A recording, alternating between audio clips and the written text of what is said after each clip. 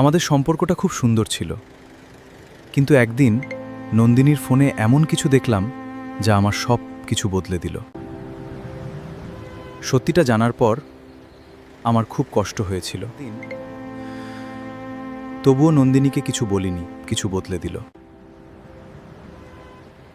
তুই সব জেনেও চুপ করে আছিস কেন? কারণ সব সত্যি বলা জরুরি নয়। আমি তোমার কাছে একটা কথা লুকিয়েছিলাম, আমাকে ক্ষমা করে দিও। আমি অনেক আগেই সব জানতাম। তাহলে এতদিন আমাকে কিছু বলনি কেন?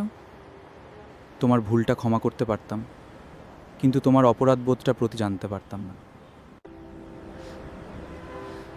সম্পর্ক টিকিয়ে রাখতে কখনো কখনো সত্যিটা জানতে হয়, কিন্তু প্রতিটা সত্যি মুখে বলতে হয় না।